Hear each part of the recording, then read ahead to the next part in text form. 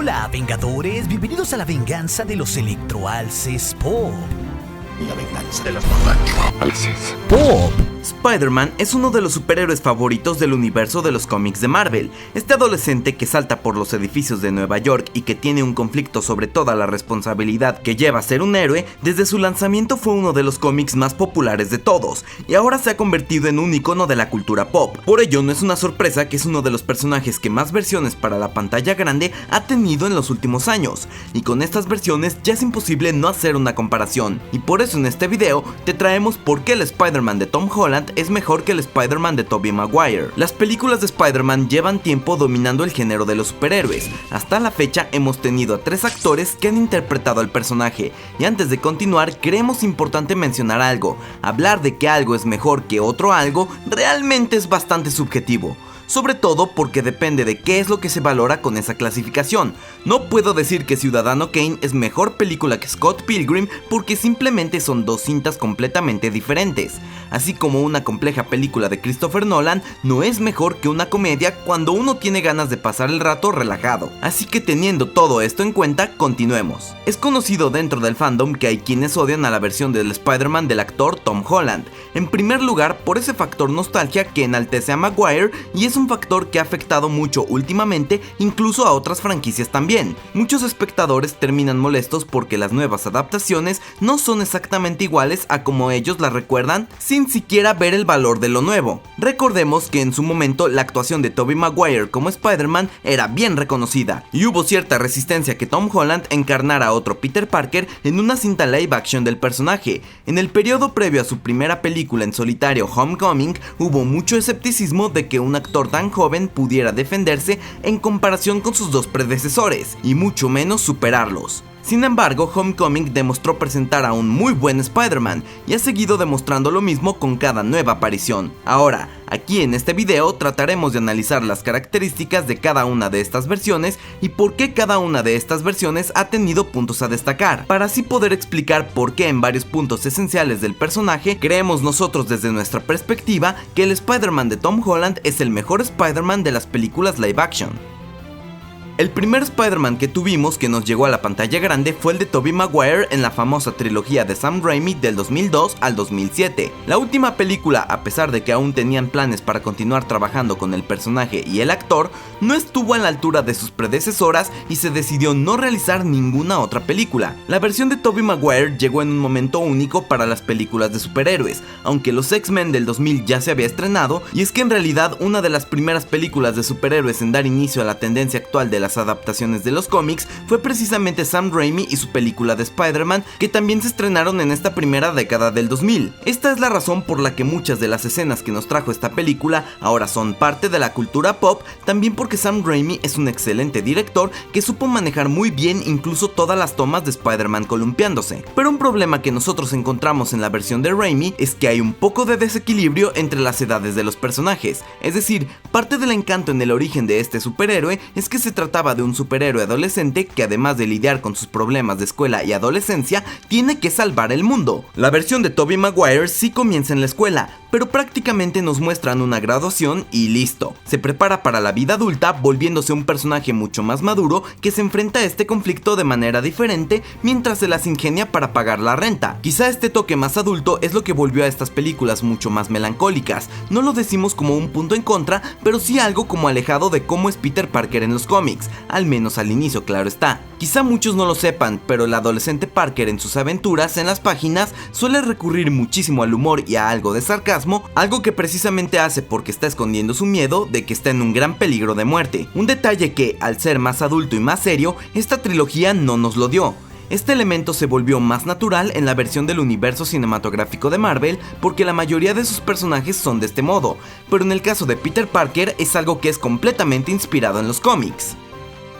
Al final podríamos decir que Maguire es un muy buen Spider-Man que se queda en la mente de los fans por mucho tiempo. Tuvo increíbles escenas de acción y siempre nos gustará esta versión más tímida y nerd del personaje que tiene su tinte más melancólico y melodramático. Indagó mucho más en el duelo personal que tiene el personaje. Después de la trilogía de Raimi llegó The Amazing Spider-Man en el 2012. Nos rompió el corazón en la San Diego Comic Con, donde iba encubierto de un fan de Spider-Man para revelarse en un panel donde nos contó cuál fan era del personaje. Podríamos decir que la versión de Peter Parker de Garfield en muchos aspectos es completamente opuesta a la de Maguire. Mientras que Maguire se destacó como el fotógrafo tímido y socialmente incómodo, incluso cuando su Spider-Man no estaba a la altura del personaje del cómic, el Peter Parker de Garfield era demasiado cool, entre comillas, para los fans. Trataron de que tuviera un mayor parecido estéticamente a su contraparte de los cómics, siendo mucho más seguro y decidido, pero notablemente descuidando la historia. Su versión del trepamuros estuvo muy definido por su romance, sobre todo porque Garfield tenía una química increíble con su interés amoroso en la pantalla,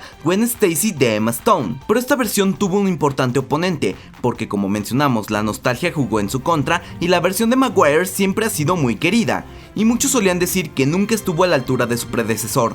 Algunos han argumentado que Garfield nunca logró atrapar al personaje de una manera que le hizo justicia a Spider-Man. A nosotros nos parece que en realidad, más que una crítica al actor, el verdadero problema del estudio fue tratar de ir demasiado lejos a la trilogía de Raimi y alejarlo de esas cosas buenas que habían funcionado en la primera trilogía. Completamente el guión alejó a esta versión de lo que hubiéramos esperado de este superhéroe. Además, la creciente competencia en el género de los superhéroes hicieron que este estudio no tomara las mejores decisiones. Ambas películas son demasiado complicadas y carecen de villanos realmente buenos. Pero ahora sí, vayamos con Tom Holland dentro de la MCU, quien logró darnos una interpretación más clásica del personaje y se regresaron a esos conflictos adolescentes que ya mencionábamos como eran parte clave de los primeros cómics. Realizaron algunos cambios en la manera de presentarlo, lo cual se agradece enormemente, porque no volveremos a ver ese momento que ya es más que conocido.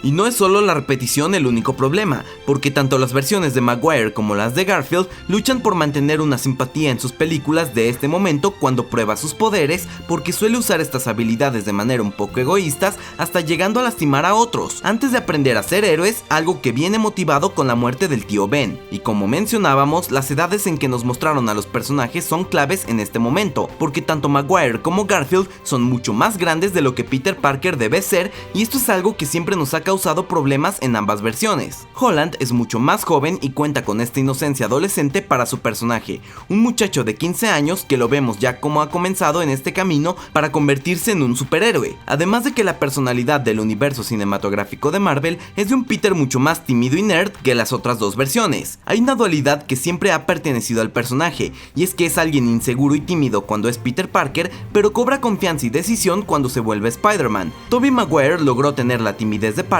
pero no la seguridad de Spider-Man. A Garfield le sucedió lo opuesto, quien es demasiado confiado y seguro en ambos momentos. Holland consiguió el equilibrio y resulta ser totalmente coherente. Es nerd y muy tímido de una manera que se siente auténtica para un adolescente, pero tiene total confianza en su capacidad como Spider-Man cuando se pone el traje. Y sus escenas de acción son completamente sólidas, ayudadas por las habilidades atléticas y acrobáticas de Tom Holland, claro está. El MCU le agregó elementos que muchos han encontrado como un punto en contra, pero que en realidad para nosotros fueron un total acierto. Estamos hablando de su relación con Tony Stark, y sí, hemos visto comentarios de que aquí Spider-Man es el sirviente de Tony Stark, pero nosotros no lo vemos así. Nos lo presentaron al Hombre de Hierro como una especie de mentor para el personaje, donde ambos terminan desarrollando una relación sumamente orgánica. Es entendible que un muchacho adolescente que ha perdido a sus padres y esta figura paterna que tenía en el tío Ben viera a este icónico superhéroe como un modelo a seguir, pero quizá el aporte más importante de esta relación no fue a favor de Peter Parker, por el contrario fue a favor de Tony Stark, porque es gracias a esta relación de mentor que Tony tuvo un importante salto en su evolución de personaje, algo que su propia película en solitario, es decir Iron Man 3, no logró hacer.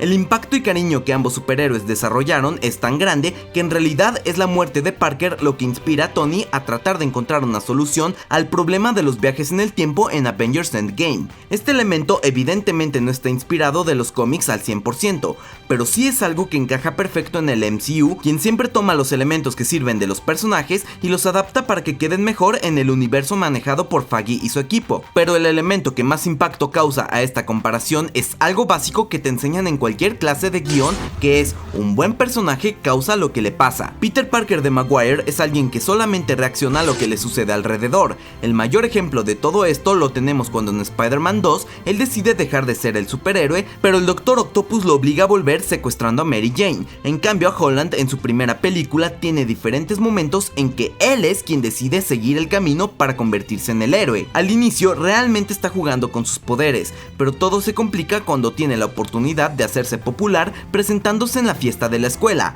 pero él decide ir a investigar las armas que observa a distancia. Él decide interponerse para que no le disparen a Aaron Davis, cosa que él se lo agradece más tarde, cabe aclarar, y él decide perseguir a los villanos a Washington para después interferir en el ferry, lo que lleva a que Stark le quite el traje. Pero el mayor ejemplo de todos es cuando Toomes le ofrece a su hija en bandeja de plata a cambio de que prácticamente no se mete en sus negocios, y aún así él decide ir a perseguirlo. Peter Parker construyó su camino del héroe a lo largo de toda la cinta, cosa que al final él, por su propia decisión, decide negarse porque se da cuenta que aún le falta madurar para poder ser un verdadero héroe, y esta decisión lleva a que este camino se vaya construyendo poco a poco. Nos van presentando cómo es que este adolescente con poderes tiene que tardar algo más para convertirse en el héroe que todos conocemos. Este elemento se representa muy bien en películas anteriores con la escena de Spider-Man columpiándose en toda la ciudad, elemento que el director John Watts declaró haberse guardado para el final de Far From Home, porque después de todos estos eventos de Homecoming, de ayudar a vencer a Thanos, de perder a su mentor y aceptar el legado que le dejó a Stark, es cuando por fin se convierte en un Spider-Man más maduro y más preparado para historias más oscuras, cosa que esperamos que se tome para sus próximas películas. Esta versión ha sido un gran acierto para los estudios, y aunque Maguire ha sido considerado durante mucho tiempo como la versión definitiva de Spider-Man,